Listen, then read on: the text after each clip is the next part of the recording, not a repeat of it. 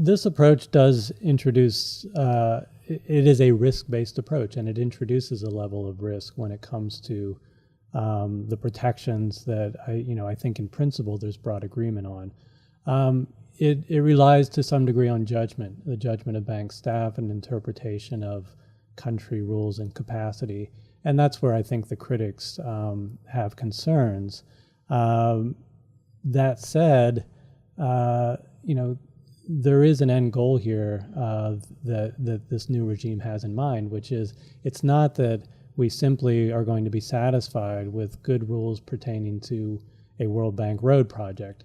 We are looking to a world where the rules across the board are good in the developing world. That's the end goal, and that's for the first time. That's what this safeguards regime is aiming for. So I think I understand the concerns of the critics. There are real risks being introduced here, but I would hope they would come around eventually to a view that we really are looking for stronger regulatory regimes across the board in the developing world, not just in a project-by-project basis for the bank. And this has really been the thrust of the blog that you wrote reacting to this, that sort of talks about the norm-setting responsibility or activities of the bank. Right.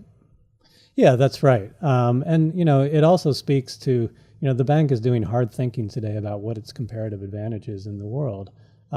It is a bank, it's a lender, but it's a lender at a time when there's a lot of cheap money in the world, a lot of sources of financing. And I think they are waking up to the fact that they just can't be a source of cheap financing. They have to deliver other things of value to their country clients.